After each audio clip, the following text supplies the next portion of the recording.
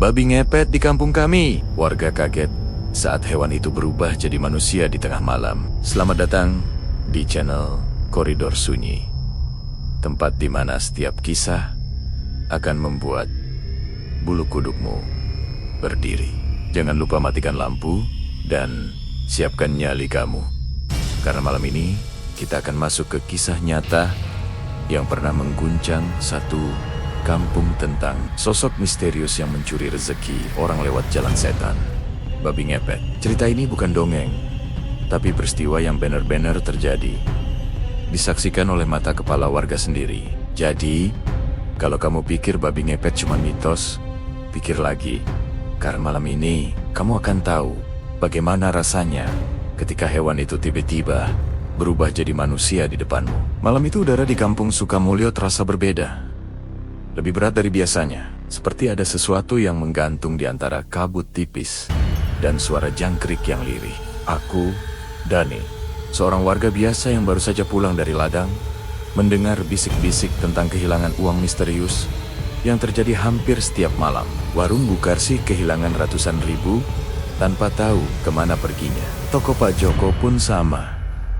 Bahkan uang di laci kasir lenyap tanpa jejak. Awalnya kami mengira pencuri biasa, tapi setelah kejadian aneh menimpa Pak RT, sendiri uang di dompetnya hilang, padahal disimpan di dalam kamar. Terkunci. Kami mulai curiga sesuatu yang tidak manusiawi sedang terjadi di kampung kami. Suatu malam, warga sepakat untuk berjaga. Aku, Pak RT, dan beberapa pemuda kampung bersembunyi di balik pohon besar dekat rumah Pak Jono. Karena dari arah situ sering terdengar suara aneh, seperti hewan mendengus. Tengah malam lewat sedikit, kami mendengar langkah kecil, seperti babi berlari-lari pelan di tanah basah. Dari kejauhan terlihat seekor babi hitam gemuk berjalan pelan, tapi matanya merah menyala, seperti bara api. Warga menahan napas, lalu Pak RT memberi obat pelan. Jangan buru-buru, tunggu dia berhenti. Tapi sebelum kami bergerak, babi itu menatap ke arah kami, seolah tahu kami mengintainya. Suara napasnya berat, dan entah kenapa, bulu kuduku langsung berdiri. Tiba-tiba, babi itu berlari cepat ke arah jalan tanah menuju sungai. Kami semua mengejarnya. Suara teriakan, langkah kaki, dan deru napas bercampur jadi satu di udara malam. "Tangkap! Jangan biarkan lari!" teriak seseorang. Ketika kami hampir menyusul, babi itu tiba-tiba menghilang di balik semak. Kami bingung, tapi Pak RT menunjuk sebuah rumah kecil di pinggir sungai.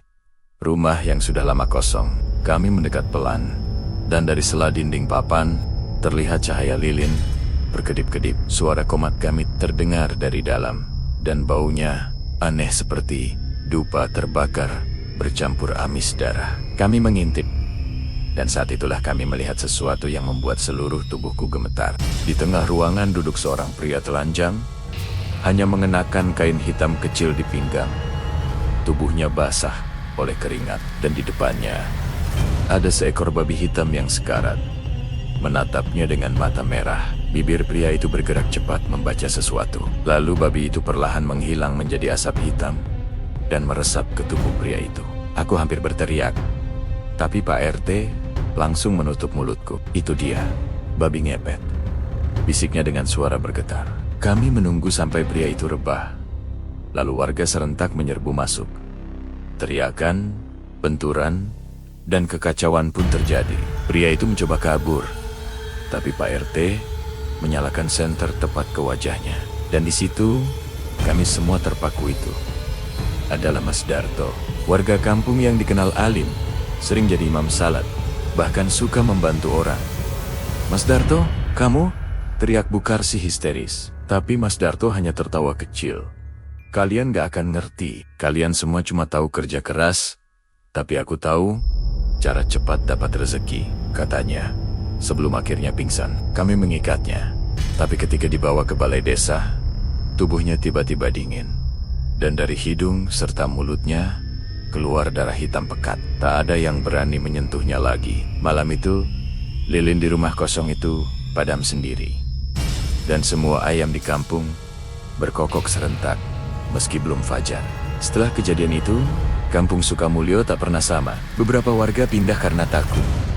Dan rumah Mas Darto dibiarkan kosong. Tapi yang paling mengerikan bukan itu. Seminggu kemudian, anak kecil bernama Rini bilang melihat babi hitam di sawah belakang rumahnya. Persis seperti dulu. Kami mendatangi lokasi dan menemukan jejak kaki babi. Tapi hanya dua. Dua jejak seperti tapak manusia. Aku masih menyimpannya di ponselku. Foto jejak itu yang sampai sekarang membuatku tak bisa tidur nyenyak. Kadang, kalau malam sunyi, aku masih mendengar suara dengus di luar jendela.